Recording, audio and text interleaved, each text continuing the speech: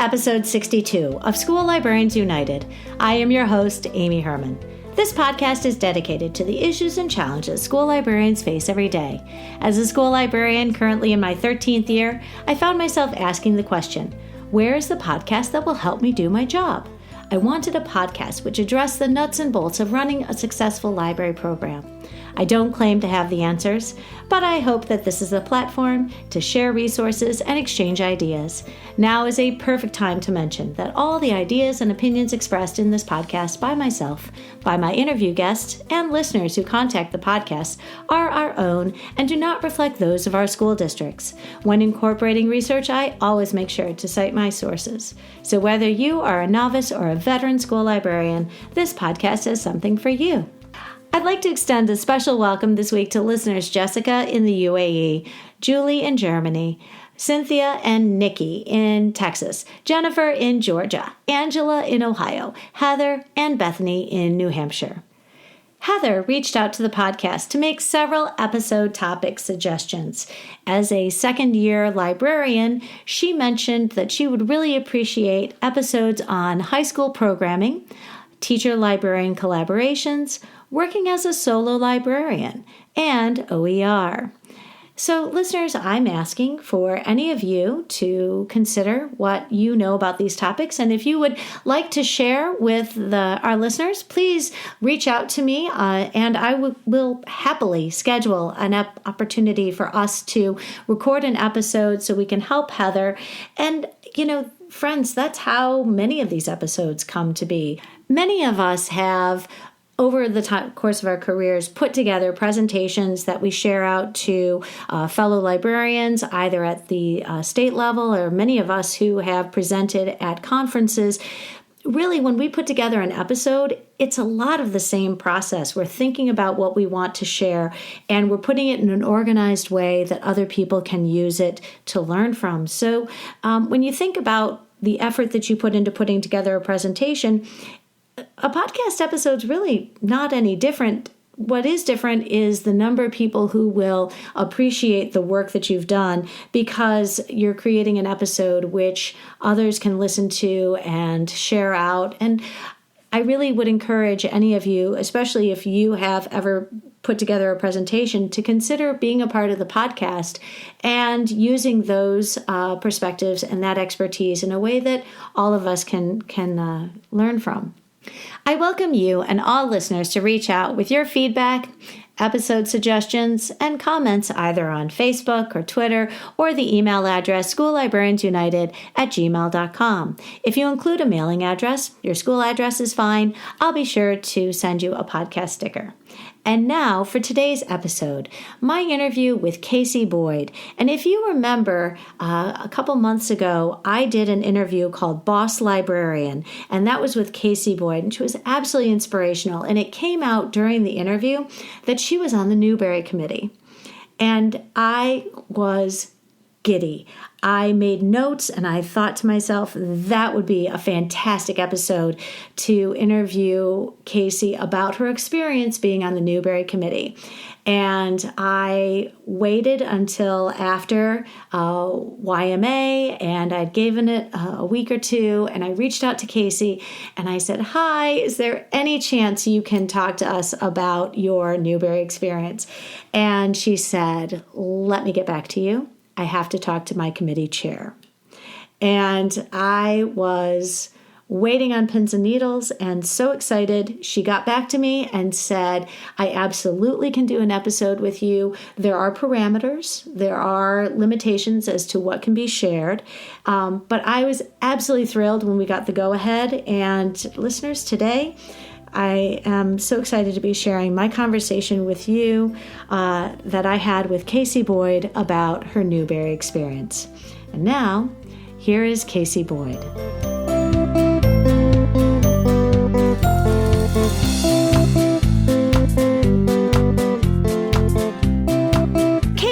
Welcome back to the podcast. A great deal has happened between today and when we last talked.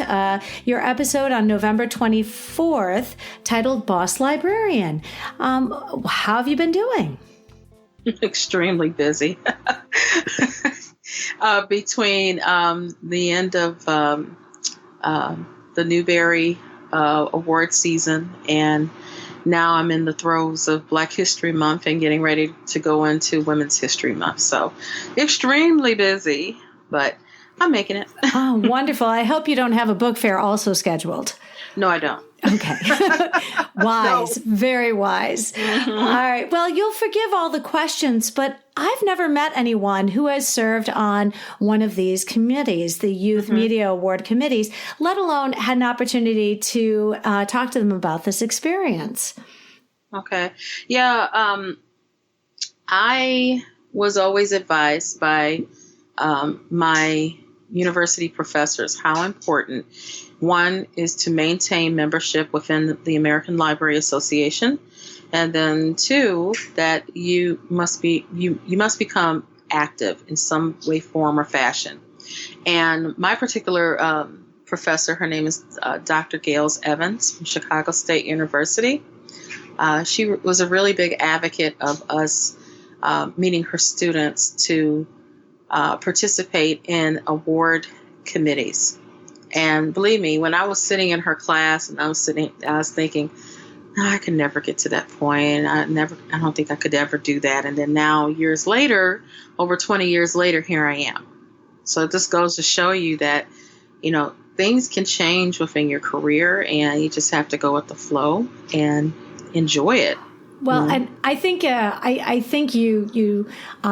haven't been a passive participant. I think you've been a very active participant in the direction your career has taken, as evidenced by our last conversation.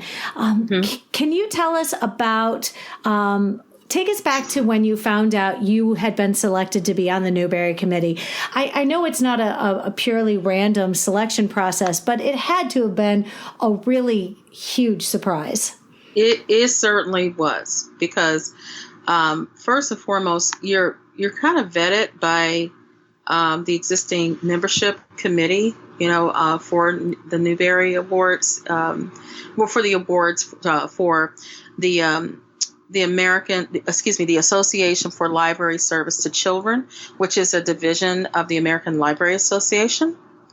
And I was approached about would you be interested in actually running for one of the seats. Now, anybody can run, but also, too, they like to reach out to people, to also generate interest, because, it's a commitment.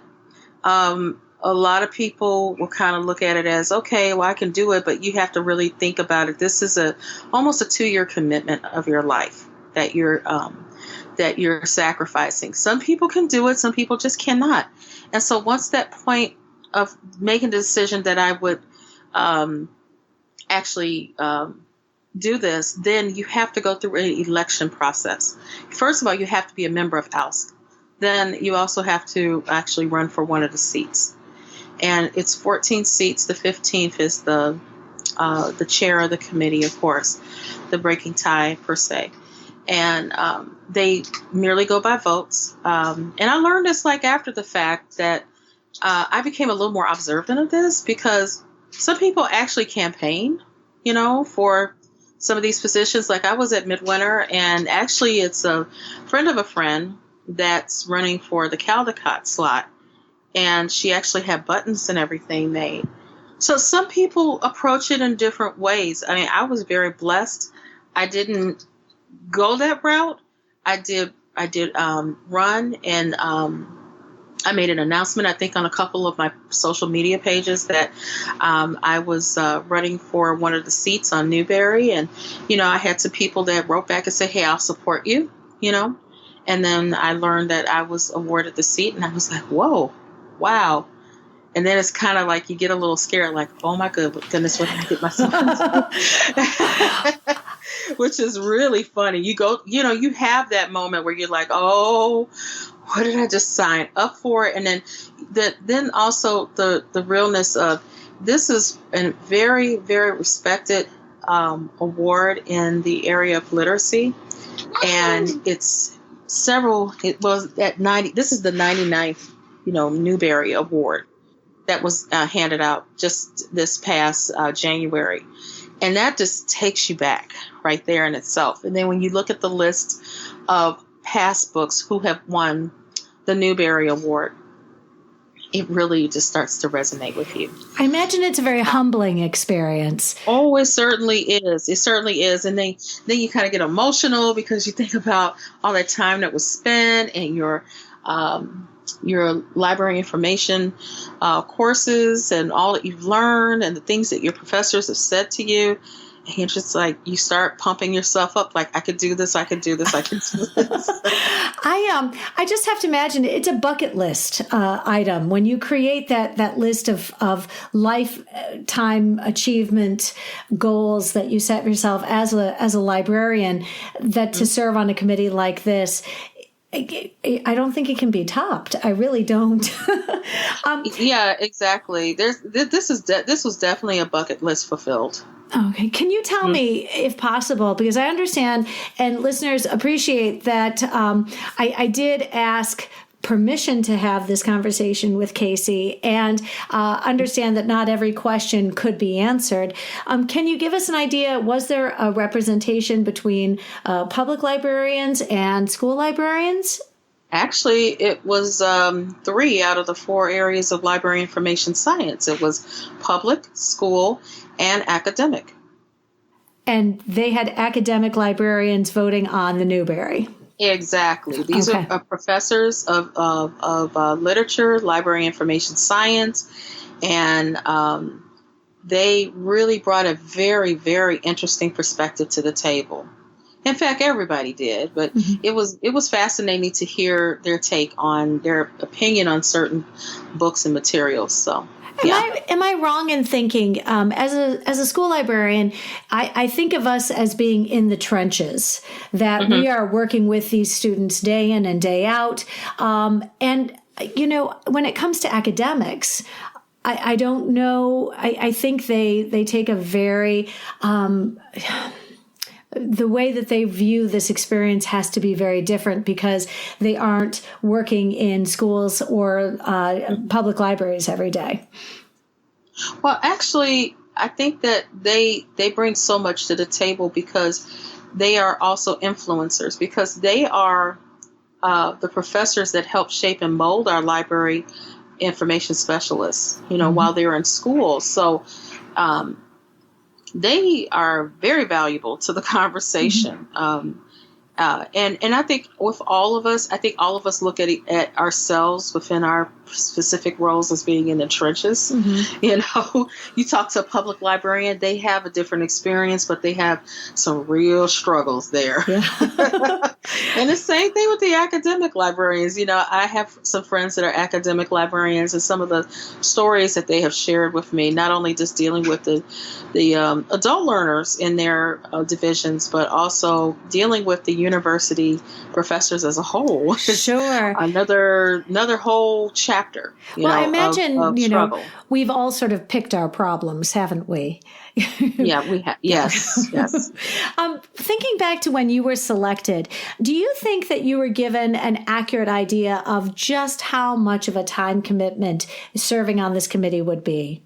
I credit that to my our chair, Krishna Grady, mainly because she had served on a award committee previously, and she answered the most mundane question to the largest question. And she gave us accurate information. She was always very encouraging.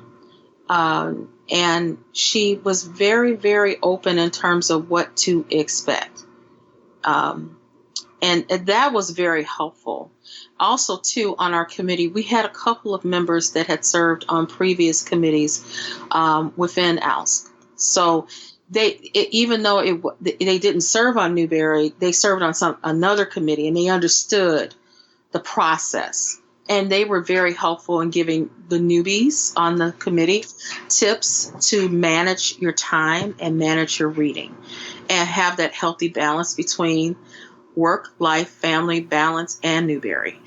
Wow. Well, and that introduces like a question I hadn't thought of before, but there really is no build up to this. There isn't, you don't get to get your feet wet working on another sort of award committee, you're just sort of thrown into the biggest award that's given many people would believe for children's literature. And there really is no warm up. You sort of, this is ready or not, here we go. Yeah, exactly. And that's why I say again, Krishna was extremely helpful with this. After going through this experience, I view the Newbery Awards almost like Oscar season, almost. And if you notice that sometimes with Oscar releases, they always release some of the most award, ready type of material after November. And I found that it was very similar, with Newbery. We got an onslaught of a lot of books after November. Wow. And that's when it became extremely tough because you're trying to be fair. You want to read everything that is submitted to you. So the time management piece was extremely important so that you can get through your reading. So when you say November, you mean this past November, giving you less than 2 months to get ready for midwinter. Right. We received books from pretty much the moment that we were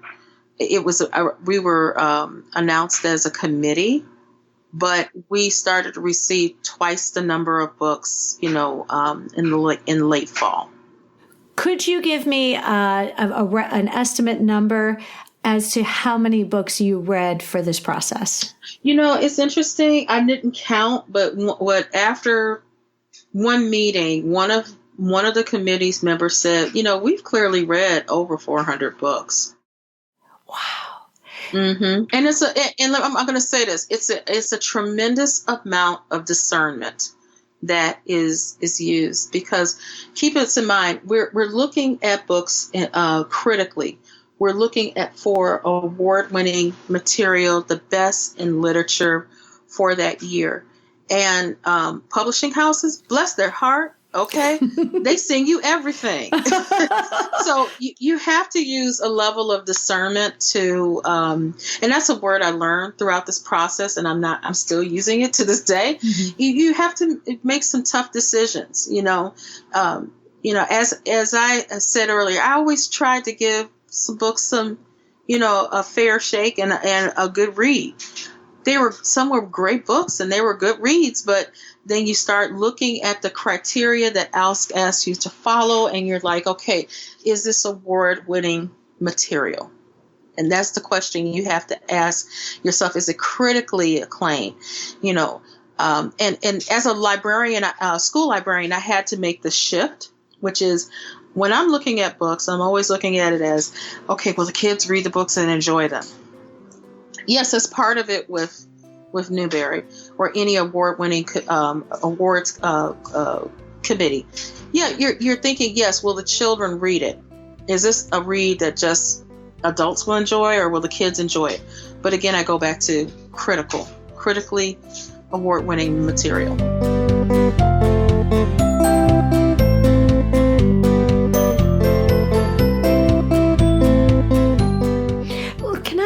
Back up, because you talked about time management being such an important piece. Mm-hmm. Are you aware of changes you made in your expectations of yourself, in so much of the obligations you took on at school or your personal hobbies? Do you feel that you took on? Did you sort of clear your calendar? Did you tell your family, I'm going to be a little more busy this year? I mean, how did you feel this changed yourself professionally when you went about this year that you were serving on this committee, or this 2 years? I had to organize my time in blocks, mm-hmm. and that's the best way I can explain it. I work very well in the morning, but I recognized that reading in the morning was not a good idea for me, because if I read in the morning before I got up and got dressed, I found that I was getting hung into a book, and then I was late for work. Yeah, and that was problematic. So I had to stop that. And then I found myself taking it time during lunch period, especially to when I had my 30-minute lunch break, and it's duty free, to eat and read at the same time. Right. And I do a lot of posting on social media, and a lot of people were surprised that I was keeping up my posting. I changed my own schedule to continue my posting on social media. In the evening, I did a lot of reading, and on the weekend, I did a tremendous amount of reading.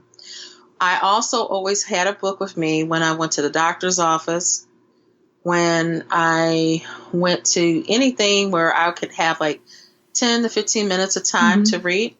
Then I always had a book with me, and I would read. It sounds like the Newbery Committee was like your shadow. Pretty much it was. They followed you everywhere you went. So I have to ask, you mentioned that the books started coming, but they really started coming in the fall. So I guess before I forget, these books that you received, are they advanced reader copies? Were these books that you would be able to then presumably incorporate into your school collection, or no? What was the expectation with the books that you received? Because it sounds like there were many of them. Yeah, some of them were advanced reader copies, but then we had to still go back and read that final copy. Because anything could change from the arc, that is presented. So that was another thing we had to do. The books that I received, some of them I was able to transition into my collection at work, and then some I donated, to be fair to, other libraries that are struggling. So I didn't want to take everything. I wanted to share it, as well. And then there were some books that were just not a really good fit for my collection. Sure. Of middle school, so that's kind of what I did. I guess what I am curious also about is, if you are giving these books or bringing them into your collection and people knew you were on the committee, would they look at you sort of like, so is this one going to win? Or is this one good? If books were coming from you and you're on the committee, could they assume that book was then being considered for the Newbery Award? I never shared my personal opinion about any book. And, even with my coworkers, I kind of had to draw the line. A couple of them were like, oh, you have some new books. And I'm like, and I just kept it moving. Because I'm like, I can't reveal it. And then I've been in the company of other librarians where they were talking about particular books, and I just had to stand there and be mute, and not say anything, because we're not supposed to give an opinion about anything. And still, this is somewhat of a contract that you sign. You're not supposed to discuss it in detail in terms of how we deliberated or what we thought personally about book. I could say something generally about the books that were awarded, but in terms of like really personal, in depth of what we discussed, no, I can't discuss. So you mentioned the criteria that you read each book and reflected. Were you given any sort of prescribed form to complete, or did you have your own sort of note-taking that helped you along the way, given the volume of books you were reading? Well, actually, it was twofold. Yes, ALSC provides a template for us to follow in terms of extracting certain information from each book that will drive discussion, with the committee. And then the second part is that we did have some people that had served previously on other committees, and they brought really great tips to the table too in terms of note taking. Like some people were really great with Post-it notes. Others used other types of note taking apparatus, type notes and so forth, had special notebooks and so forth, so they could compile it and keep it all in one area. Right. Personally speaking, I just had a binder. Right. I kept everything in a binder that way so I could keep up with it. Mm-hmm. And even when I was traveling and, different places or just using the, or just had a book while I was reading at the doctor's office waiting my turn, I would have like a pack of Post-it notes, and then I would just transfer my notes from that Post-it note into my binder. Wow. Well, and I think I know the answer to this question. So if you are reading books that are this new, the likelihood is there isn't going to be an audiobook version out there yet, is there?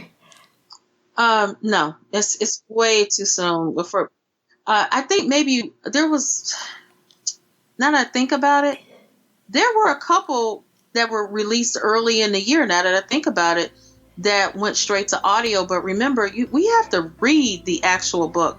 Listening to the book on audio tape can influence the process because it could be a very theatrical presentation that can draw you in, when in fact you really need to be reading the physical book, in hand instead. Interesting. All right.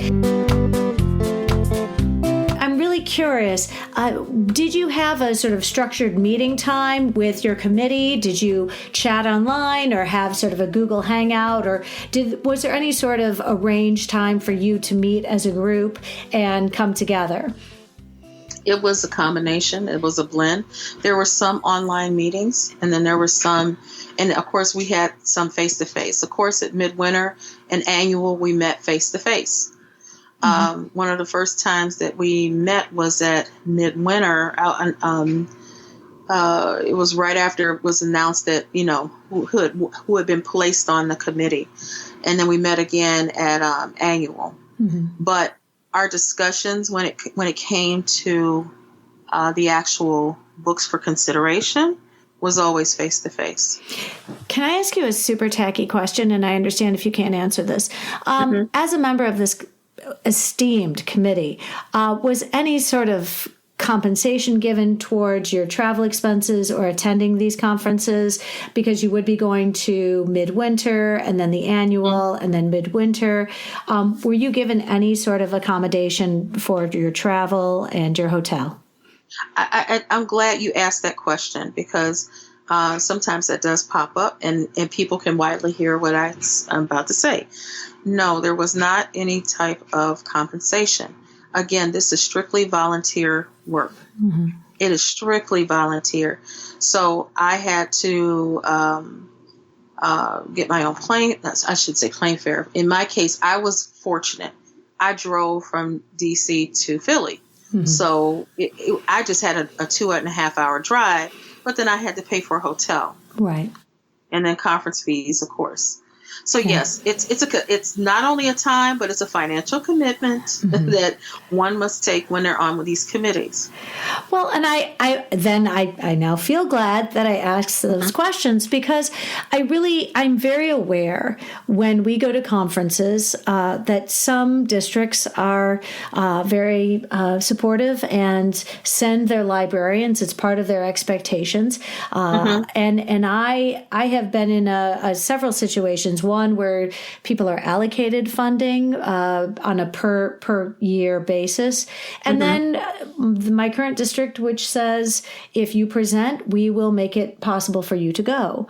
Oh, that's nice. So, but I also am very familiar with a great deal of fundraising that librarians who go to certain extents to find sources of funding for their travel and for their hotel, either through their state organization or through other funding opportunities, because this is an expense and it's not something that is built into our, unlike other professions where you're expected to go, it's considered training. This doesn't get the same kind of consideration that you see, say, in the business world.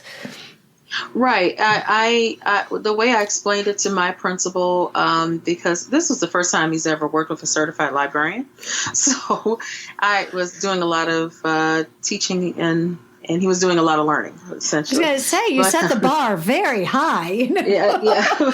But he was wonderful because I explained to him that this is a form of appeal and personal learning network experience for me. And it's an honor. And, I had to send him a couple of links and have some conversations with him. And he really was supportive because whenever I'm absent, like I sound a little nasal right now because I'm getting over a bad cold.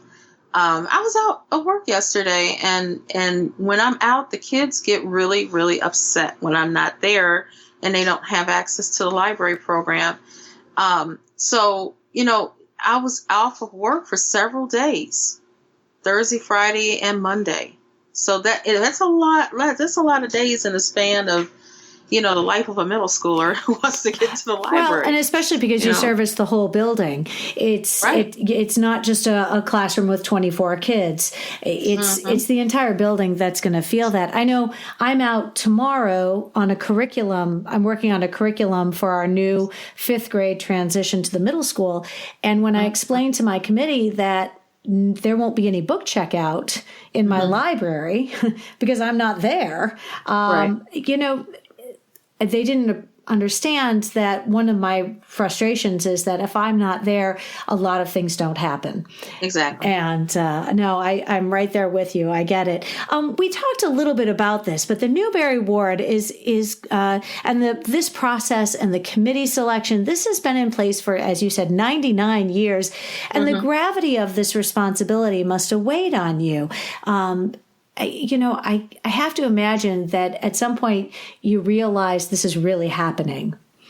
Yeah. Honestly, this is how I felt. It's like we went through our voting process, and when we finally decided on our top winner and then our 4 honor books, my committee chair set the books up on the table and put them in order. And I didn't realize this in the beginning, but, you learn as you go along with the process. We get to decide the medal placement on the book. I didn't know that. I did not know that until it was explained to me at that moment in the room. So we were kind of like, oh, don't put it there. Don't put it. No, don't put it here. Yeah, maybe that's be better. Oh, I don't want to cover up the little fox's leg. It's really funny, but we have to decide that the medal placement, and then the professional, the pictures are taken, and then that's what you see on the screen during the Youth Media Awards. The actual medal placement where we place the book. I know it's so tedious, but it means a lot. And it was just, and this is the thing, is that after we put the books on the table, and we all just stood there and we looked at it and we got quiet, and I just started I started shedding tears, because it was such an emotional experience. And I was so proud that, of the books that we selected. And we were excited about, wow, kids are going to be reading these books from now until forever. Oh, absolutely. I feel the emotion. I really do. And I have to, it's kind of curious that you mentioned the placement of the sticker, because when I was, and like many of us, we have displays of our Caldecots and our Newberries because this is the season, and when the awards were announced, we have all of our books, and we realize which ones need stickers still and spine labels. And I had no idea that you had a role in where those stickers were placed. It does make sense, because if you look at them across my library, there is no standard by which where the sticker goes on the book. And now we know why. Yeah, definitely. Because it's like, even with the book Genesis Begins Again, we were going back and forth. Should we put the sticker in her hair? Should we put the sticker, around her neck or close to her collar? We just went back and forth about it. And it was lighthearted fun. But at the same time, it was like, we get to make this decision. Wow. I don't think they'd object, but it's interesting that neither the author nor the cover artist was consulted when that decision was made by the committee. Yeah. Wow. And it's really interesting that you say that, because there were there's like 1 or 2 books that we're like, where do we put this? because we don't want to mess up the cover art, And so that was kind of like, we were all like, oh, where do we put this, But it just lends itself to this. We made history. Yes, we made history. Absolutely. We did not set out to select. In the case of Jerry Craft's new book, New Kid, we did not, start this process to say we're going to select the very first top honor, which is the Newbery Award, to a graphic novel. We never said we were going to set out and do that. It just happened. Well, and yet the ripple effects of that decision, I think, are going to be felt for a long time. I think that and this is something I've grappled with, and it's going to be mentioned in an episode actually this weekend.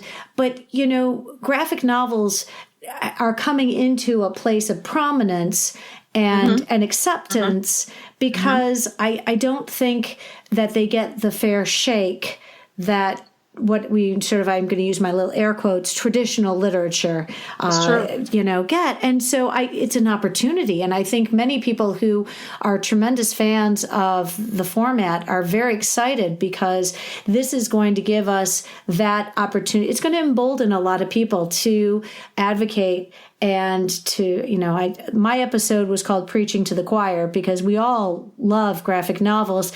We just don't work in a world where everyone views them with the same type of respect and admiration. And that's a struggle for sometimes my classroom teacher counterparts is that they don't view it. They look at it as it is. It's just pictures. But, graphic novels and comics, they challenge your scanning ability and your inferencing. And that's needed on standardized testing.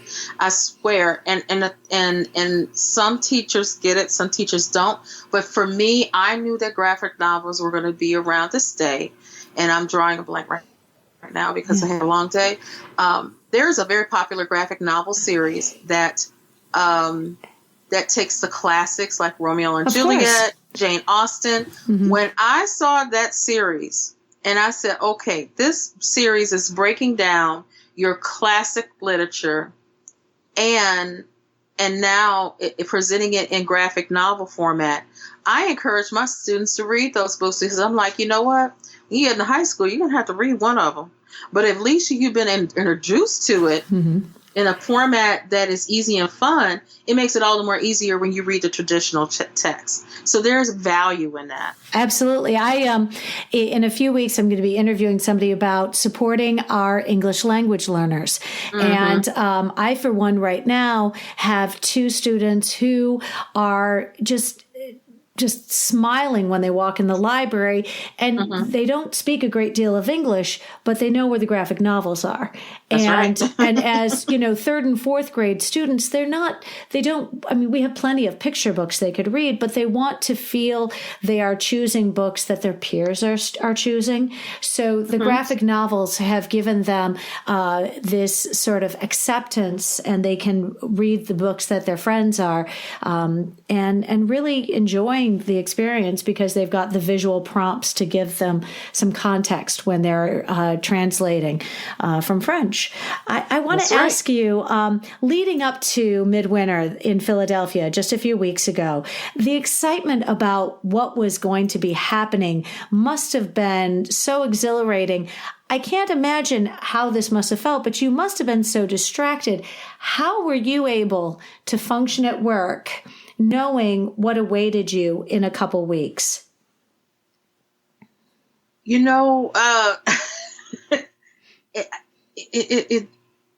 just didn't faze me so much because I was in the throes of reading, required reading, trying to get the reading done.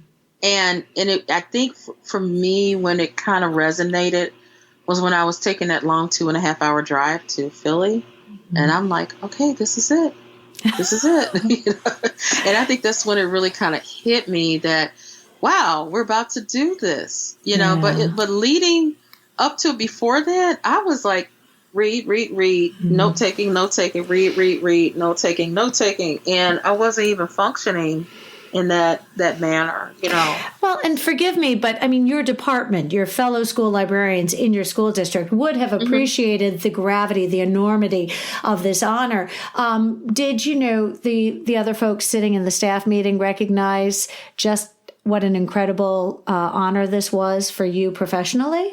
Are you talking about my coworkers or like the librarian? math teacher, the social studies teacher, the science teacher? I don't think they really understood it because I have a number of teachers that follow me on, for example, like Instagram. I really don't think they really understood it until the day of the YMAs, and some of them saw the telecast, and then they saw the postings that I did, and then they got kind of like, "Whoa, this is really interesting." But it's, again, a lot of them have never worked with a certified librarian, so this was like a whole new world. Sure. And a lot of them even said the same thing, too. This is like the Oscars for books. I'm like, yep. Yes, it is. Yes, it is. When you went to Midwinter, did your meetings with your committee occupy all your time, or were you able to attend other events at Midwinter? Not really. Okay. You're trapped in a room. Okay. And I'm glad I was trapped in a room with this group of professionals, because they're lovely people. We were in a room and we had to lock the door. Okay. Because we can't have the door open and somebody walks by and they hear part of a conversation. That's problematic. So we had to close the door, lock it. We were in the room from like 8 o'clock and one day until, if I remember correctly, almost 7 that evening. And then the next morning, it was a very early start again. It was like 8 something. And then we went to 6 again. Mm-hmm. So we have to discuss each book that was pretty much made to the top percentage of the books that were being considered. And we had to give them a healthy discussion per book. And then on top of that, we had a temperature problem. so it was extremely you in the room warm. Or the room, the thermostat? Room. Yeah, and it's like, if any of my committee members hear this, they're going to start cracking up. It was insanely hot. Wow. And so we were trying to stay hydrated and keep the door closed and locked, like we were required to do by ALSC. We would take breaks. We would have to put all the books that were being considered for discussion in a trunk, and then my chair had to lock it with a lock and key. Because anybody could walk in to talk to somebody and they could see a book sitting on the table. That's a problem. I'm having visions of when they move the money and the chips in the casino from the vault to the tables, and they have those encased and they're locked, and they have guards who are walking the money and the chips from the back of the casino to the front of the casino. And I have to imagine you were carrying bags that were closed, and people might have seen, what are the, exactly. You pretty much summed it up. So there was other award committees that were meeting in the same general area. Sure. In that particular hotel, in the conference areas, and they had to follow the same exact guidelines. Okay. We would see each other in the bathrooms. We would pass each other in the hallway. The most we would get out of each other is, what committee you're on? Oh, okay, and I'm on this committee. Okay, yeah. All right, nice to talk to you. Bye. Because we know that we couldn't have a discussion with anybody, even though we were on, different award committees. Sure. It's that confidentiality piece that had to be met at all times. Well, and you mentioned PLN. I have to think that this group, your committee chair and the people that you served on this committee, this is a whole new PLN for you, of people you've come to respect and people you've come to admire. And it's a whole new subset of your PLN because you've had this shared experience. Exactly. And not only that, but friendships too. Yeah. And I didn't mention this earlier, but we have a retiree that was on our committee as well. Retiree from a public school. And, I made friends with him. and we will still be friends to this, we're still friends to this day. It just goes to show you that you meet new people, you learn about their experiences, and you learn a lot from them, from the things that they say at the table. And it's valuable, just for me as a person, I like to learn and to grow and expand my horizons. And this was definitely an example of me expanding my horizons and learning about other areas of library information science from different angles and perspectives, from people from across the country, too. And not anything that could have been obtained in a classroom setting. If you had taken a class with other school librarians, if you had gone to a conference and sat in at a session, the experience that you've had being on this committee is something that will alter the way you do, fundamentally, how you do your job every day in your middle school library. Oh, yeah, definitely. It does have an impact. It really does. I look at things a lot differently now. Yeah. Friends, I'm going to attach the link to the Twitter. I think it's still pinned to your profile of you, the short video when they announced the Newbery. Is it still on your, is it still pinned? It is still pinned. It is still pinned. It's funny because it was like two of my committee members, we were sitting next to each other. We're all like just lost it and start screaming. They did. And I think everybody needs to watch it.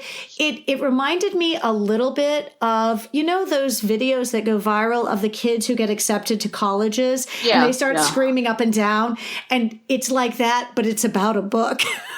And you were, I think, the joy you exude, the sheer joy that was captured on that little video clip is you can't deny it. It's just so fantastic. So anybody listening to this, I really do hope you take a minute to watch this video, because it really, for me, helped me understand just how you felt about this experience. And when they tell us to stand, after they make the announcement and your peers applaud you, you just feel so good, Can you give me an idea? Because I was, trying to play the numbers game.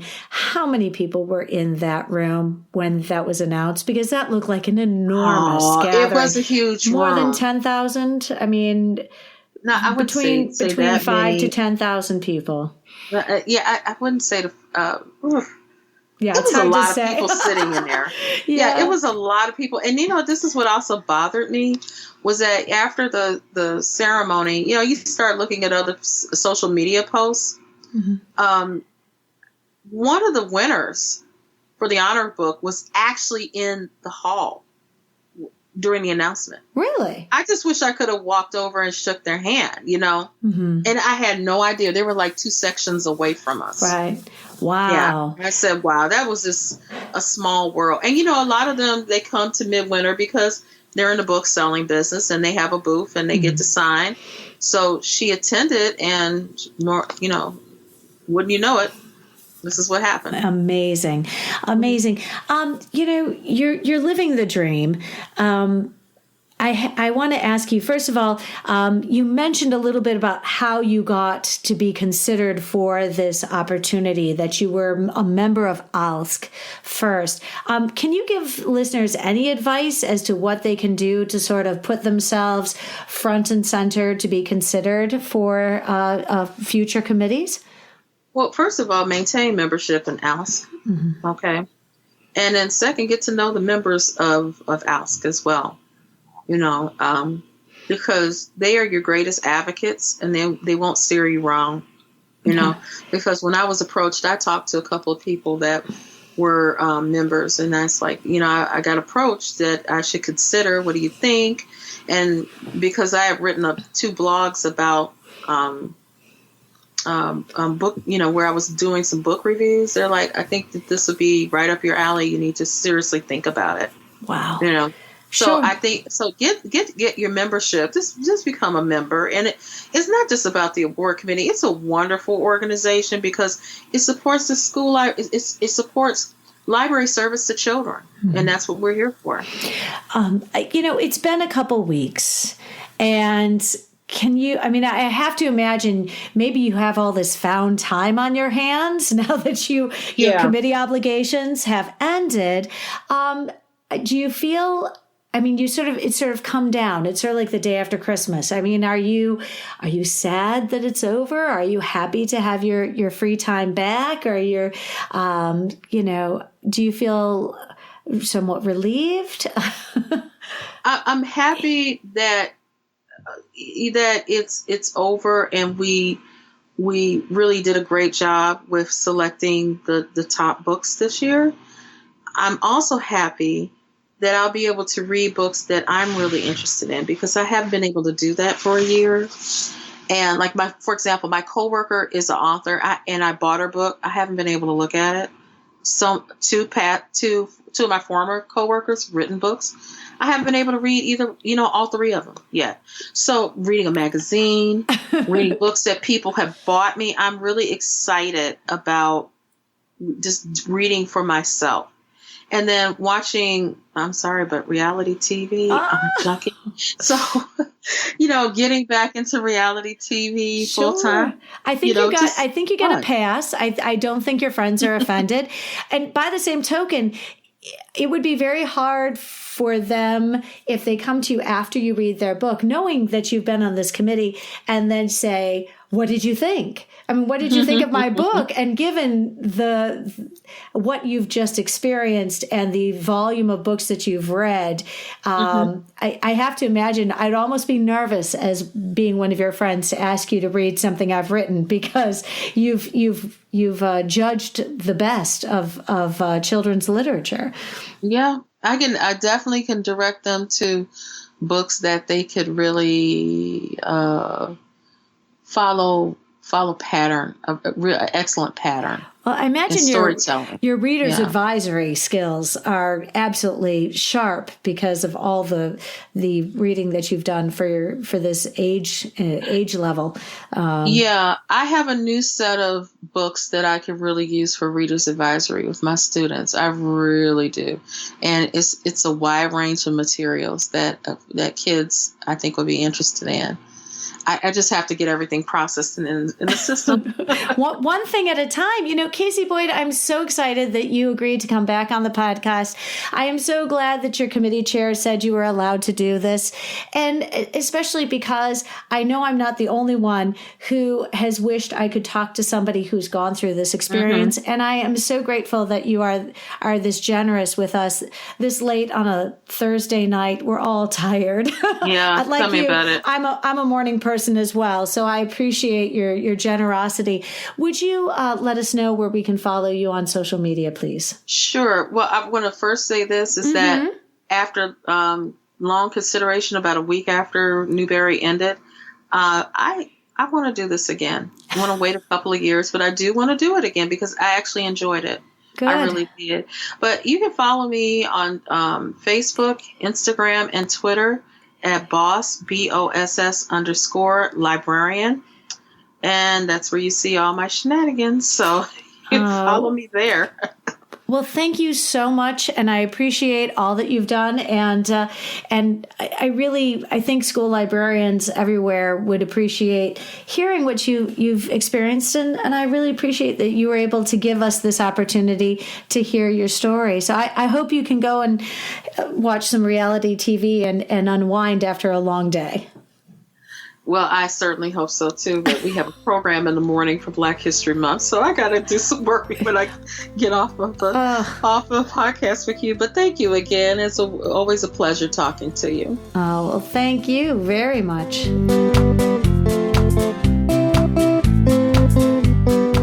I consider myself so fortunate to be able to have shared some time with Casey Boyd and ask her questions that I've always wanted to know about what it's like to be on the Newbery Committee and more importantly, to be able to share that conversation with listeners. If you found this episode helpful, please share it out with your team, your PLN, and on social media. The topic of our next episode will be supporting ELLs and my interview with Michelle Craig. I hope you will tune in.